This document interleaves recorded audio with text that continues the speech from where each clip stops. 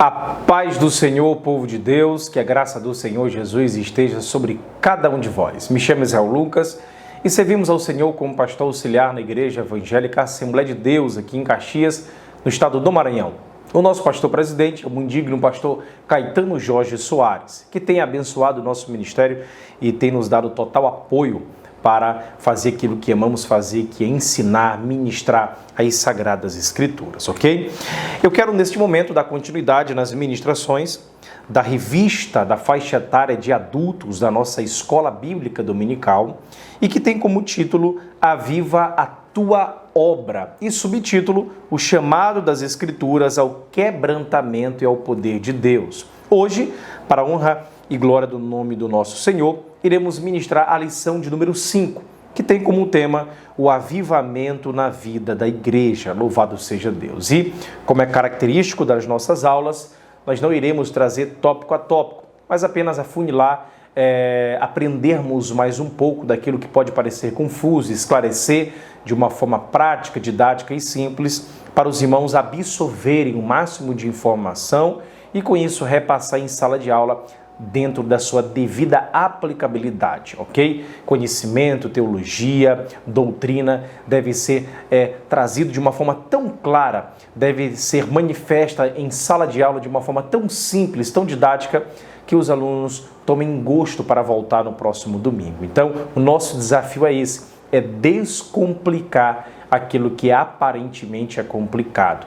E com isso, aplicar de forma prática na vida dos nossos alunos, para que estes possam refletir o caráter de Jesus Cristo, ok?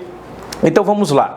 Nós temos aprendido até aqui que humilhar-se diante de Deus, buscar a face do Senhor em oração e converter-se dos seus maus caminhos são atitudes que precedem o avivamento espiritual.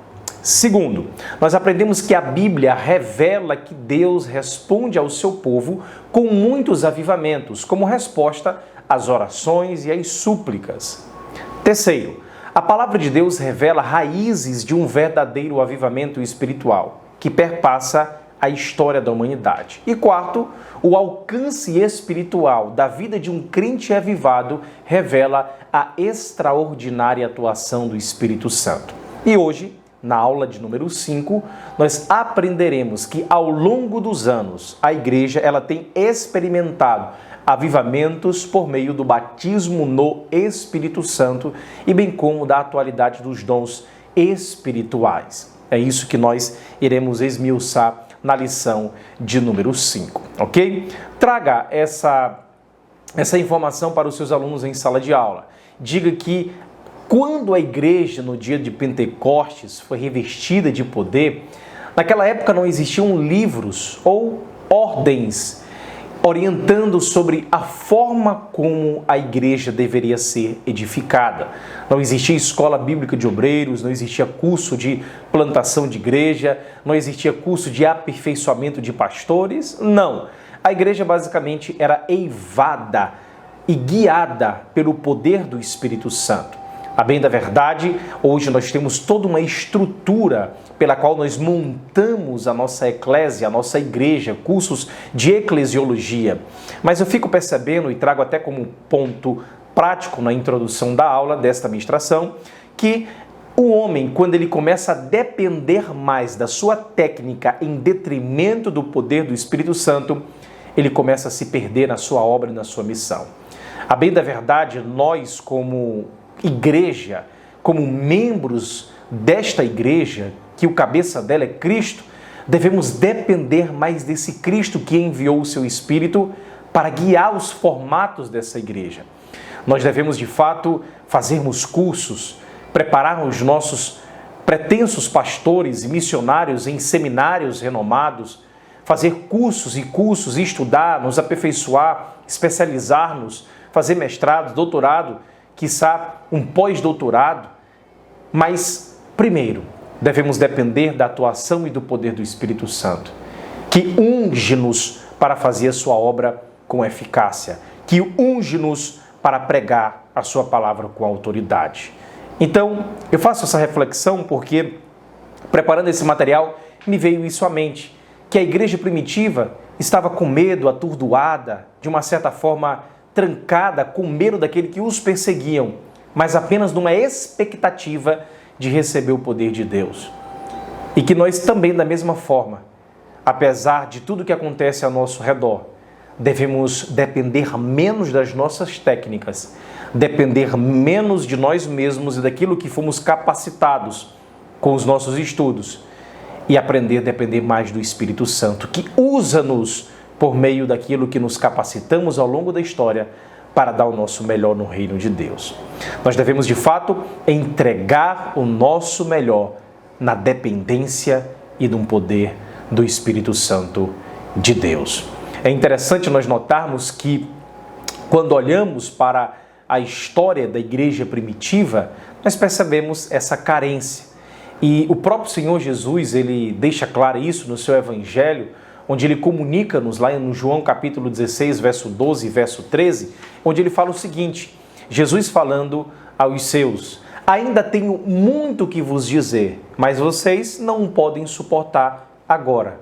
Mas quando vier aquele que é o Espírito da verdade, ele vos guiará em toda a verdade. E foi isso que aconteceu. O Espírito Santo tomou a direção de tudo e a Igreja Apostólica surgiu em pleno funcionamento, com os mistérios em ação, com os dons operando e com um crescimento notável. Dessa maneira, a Igreja em Jerusalém tornou-se padrão para todos os tempos. Os demais detalhes sobre esse mistério foram depois manifestados pela revelação escriturística na vida do apóstolo Paulo. O apóstolo Paulo, de fato, foi ele que formatou a doutrina, a teologia. Nos evangelhos nós observamos a manifestação de Jesus Cristo. Em Atos dos Apóstolos nós observamos essa propagação do evangelho do nosso Senhor. Nas epístolas paulinas, nas epístolas do Novo Testamento, nós observamos a formatação doutrinária daquilo que foi preparado no Antigo Testamento, manifesto nos Evangelhos e propagado em Atos dos Apóstolos. E Apocalipse, consumado aí na vinda do nosso Senhor Jesus Cristo. O que nós aprendemos até aqui? Que o Espírito Santo sempre guiou a história da humanidade. O Espírito Santo sempre guiou a história do seu povo. O Espírito Santo sempre guiou a igreja antes, durante e depois do seu nascimento. Então, é isso que nós aprendemos aqui como aspecto introdutório desta lição tão maravilhosa, né? Eu me lembro que o apóstolo Paulo, quando ele escreve a Igreja de Corinto, capítulo 11, verso de número 23, ele fala: eu recebi do Senhor o que também vos ensinei. Então, o Espírito Santo, ele é o executor do projeto. Quando o Espírito Santo ele foi derramado no começo do século passado, dando início ao movimento pentecostal, ele vivificou essa doutrina de uma maneira impulsionadora, né? A doutrina do batismo no Espírito Santo. A palavra de Deus sobre a igreja local se tornou viva e constituiu um modelo que devia ser obedecido. Igrejas se levantaram por todas as partes do mundo, edificadas conforme o modelo inicial descrito em Atos capítulo 2, em Atos capítulo 1, em Atos capítulo de número 8. 1, 8, 2, 1 a 4, enfim, aquilo que está modelado nas Sagradas Escrituras dentro da narrativa de Lucas. Eu peço que os queridos irmãos acompanhem o texto de Atos capítulo de número 4, 5 e 8, diz assim a palavra do Senhor. Atos dos Apóstolos, a minha versão é Almeida Revista e Corrigida, diz assim a palavra do Senhor. Atos capítulo de número 1, verso 4, verso 5 e verso 8. Diz assim: porque na verdade João batizou com água, mas vós sereis batizados com o Espírito Santo, não muito depois desses dias. Verso 6. Aqueles, pois, que se haviam reunido, perguntaram-lhe, dizendo: Senhor, restaurarás tu neste tempo o reino a Israel? Verso 7. Disse-lhes: não vos pertence saber os tempos ou as estações que o Pai estabeleceu pelo seu próprio poder. Verso 8. Mas recebereis a virtude do Espírito que há de vir sobre vós, e ser-me-eis testemunhas tanto em Jerusalém como em toda a Judéia, Samaria e até os confins da terra. Olha o que nós aprendemos aqui. Primeiro, que nos versos 4, 5 até o 8 do capítulo 1 de Atos dos Apóstolos, nós lemos que essa atuação do Espírito Santo foi resultado de uma espera obediente. Assim como naquela narrativa que eu já falei na lição de número 3, o avivamento no Novo Testamento, que eu li com os queridos irmãos, Lucas capítulo 24, verso 49, onde ele fala, e eis que sobre vós, envio a promessa de meu Pai, ficai, porém, na cidade de Jerusalém, até que do alto sejais o quê? Revestidos de poder. Nós até aplicamos naquela circunstância e trouxemos para os irmãos que a obra de Deus ela não é feita pela força do homem, ela é feita no poder do Espírito Santo de Deus. Além da atuação desse Espírito ser de forma poderosa, ele também é resultado de uma espera obediente. E além disso, é feita na expectativa desse poder. Você pode ler novamente aí capítulo 1, o verso 5, verso 6 e verso 7, os discípulos questionando sobre quando é que restaurarás, Senhor, o reino a Israel. Eles com medo de como o Império Romano estava lidando com o povo escolhido, mas o Senhor tira o foco deles dessas discussões, de prever quando ele voltaria, de quando ele restabeleceria a restauração nacional e espiritual de Israel, mas o Senhor foca a mensagem e bem como a missão dos seus discípulos em pregar o Evangelho, em receber poder, em se equipar de uma estrutura de ousadia espiritual, tendo em mente de que tudo que fazemos não é por nós mesmos, mas é pela atuação do Espírito Santo através da nossa vida. O Senhor, ele tira o foco dos discípulos daquela discussão. Não importa vocês saberem quando eu retornarei, não importa essas discussões teológicas, não ficam se preocupando com picuinhas, mas simplesmente olhem para aquilo que eu vou fazer na vida de vocês. Aí ele fala, ficai, porém, em Jerusalém, até que do alto sejais revestidos de poder. O Senhor estava dizendo para ele, sejam primeiro obedientes, escutem a minha palavra, apliquem a minha palavra, vivam nessa expectativa daquilo que farei na vida de vocês. E quando de repente, vocês serão cheios do Espírito Santo para pregar, para ministrar a minha palavra. E esse, de fato, queridos professores, alunos que estão nos acompanhando, é um dos principais fatores de crescimento das Assembleias de Deus. Porque nós entendemos que, além do Espírito Santo nos regenerar, o Espírito Santo ele também nos capacita. Muitos, de fato, eles sentem essa dificuldade de entender a teologia bíblica de Lucas, porque eles olham para a teologia lucana com as lentes paulinas. Ou seja, os reformadores que muito contribuíram para a teologia cristã, eles compilaram a sua teologia sistemática nos ensinos de quem? Do apóstolo Paulo. E colocaram Lucas não como teólogo, mas apenas como um historiador. Eles falaram sobre o Espírito Santo que regenera, o Espírito Santo que nos santifica, o Espírito Santo que nos sela, o Espírito Santo que habita em nós. Ou seja, o apóstolo Paulo ele focou mais na dimensão soteriológica, tendo a ver aí, por sua vez, com a doutrina da salvação. Mas esqueceram que a teologia lucana ela trata de uma dimensão missiológica. Lucas ele fala do Espírito Santo que dá impulso, que dá força, que dá capacitação, que dá ousadia. Para quê? Para sermos testemunhos do Senhor, para sermos testemunhas de Deus, para sermos testemunhas do Senhor.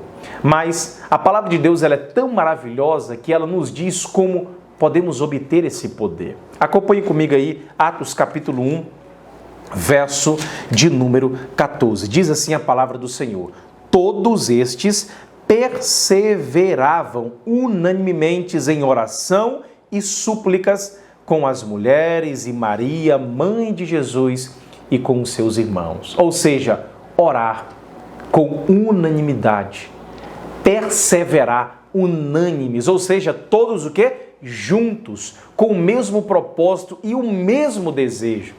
Você pode até repassar essa pergunta em sala de aula aos seus alunos. Será se nós estamos aguardando e desejando a mesma coisa?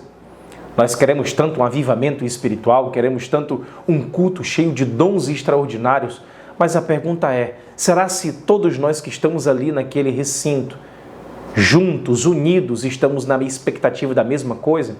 Ou se cada um de nós tem a sua particularidade, o seu desejo, buscando aí os seus interesses próprios?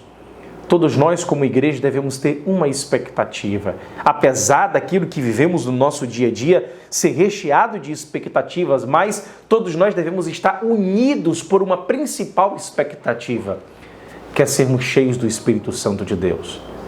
E como diz os evangelhos, todo o restante, todo o demais, tudo aquilo que nos resta será acrescentado. E a nossa felicidade não será na nossa expectativa daquilo que queremos no nosso dia a dia, mas será pelo enchimento do Espírito Santo em nossas vidas, que nos capacitará a realizar as coisas diárias da nossa vida em conformidade com a vontade de Deus. Então, nós devemos entender que a igreja do nosso Senhor não é um museu de santos, mas sim um hospital de pecadores. O nosso desejo, de fato, deve ser de nos arrependermos dos nossos pecados e buscarmos sermos cheios do Espírito Santo de Deus. A verdadeira mudança, ela não se resume apenas em chorar, mas sim em mudar de rota, de sentido. Aquilo que o Novo Testamento, em sua palavra grega, chama de metanoia, arrepender-se e voltar por um caminho diferente. Então, arrepender, ser cheio. Só assim nós seremos cheios do Espírito Santo. Observe que o Espírito Santo, ele enche-nos quando nós temos uma espera obediente. E o resultado é capítulo 2, versículo de número 1 até o verso de número 4, quando de repente os discípulos reunidos foram cheios do Espírito Santo de Deus. Observe aí, capítulo 2, verso 1 até o verso 4. Cumprindo-se o dia de Pentecostes, estavam todos reunidos no mesmo lugar e de repente veio do céu como de um vento veemente e impetuoso e encheu toda a casa em que estavam assentados. E foram vistas por eles línguas repartidas como de fogo, as quais pousaram sobre cada um deles. E todos. O texto não fala que Maria, o texto não fala que Pedro ou alguns dos discípulos, não, fala que todos foram cheios do Espírito Santo e começaram a falar em outras línguas, conforme o Espírito Santo lhes concedia que falassem. Glória a Deus por isso. Isso nos emociona grandemente porque a igreja, ela é movimentada, movida, guiada, eivada, estruturada pelo Espírito Santo de Deus. Antes de o Espírito Santo nos capacitar para falar em outras línguas, ele nos capacita para nos arrependermos dos nossos pecados. Ele nos santifica para vivermos a vontade de Deus. Ele nos estrutura de uma tal forma que reflitamos o caráter de Cristo no nosso dia a dia. O Espírito Santo, ele entra, ele habita, ele nos coloca no corpo de Cristo, no organismo vivo, para vivermos as benesses do reino de Deus. E com isso não apenas sermos um sanguessuga, onde só usufrui dos prazeres desse reino celeste, não. Mas para trabalharmos. Aqueles que são cheios do Espírito Santo de Deus são capacitados não para ficarem confortáveis nos bancos das igrejas apenas como espectadores dos milagres divinos, não. Mas aqueles que participam diariamente no seu trabalho, na sua escola, no seu emprego, na sua casa, na liderança que exerce sobre a família, aonde ensina, aonde fala, aonde chega, aonde anda, para refletirmos o caráter de Cristo. Esse é o nosso chamado, essa é a nossa expectativa, que vivamos mais para Deus e menos para nós, na expectativa do poder dele e menos na expectativa das nossas forças. É isso que lhes convido a fazer. Sejam cheios do Espírito Santo de Deus. E isso não advém de um culto cheio de milagres, de um culto cheio de artifícios emocionais para lhe levar para um lugar de onde você nunca esteve. Isso começa na tua intimidade com Deus, com o teu coração sincero, com o teu coração contrito, quebrantado, arrependido, pedindo dias, meses ou até mesmo anos: Senhor, reveste-me do teu poder, enche-me da tua graça, enche-me do teu poder, para que eu possa fazer coisas para ti, para o teu reino e para engrandecimento do teu santo e poderoso nome. Então, queridos e amados professores, essa de fato deve ser a nossa expectativa, de vivermos no poder e sermos guiados pelo Espírito Santo de Deus. Amém? Até a próxima aula. Se você chegou até aqui e gostou desse nosso vídeo, compartilhe com seus amigos, compartilhe com sua família, coloque no grupo aí daqueles irmãos que gostam e amam a palavra de Deus, para que este vídeo tenha um alcance maior, tá bom? Tudo isso para engrandecer o nome de Deus, tá bom? Deus te abençoe. Até a lição de número 6 na próxima semana.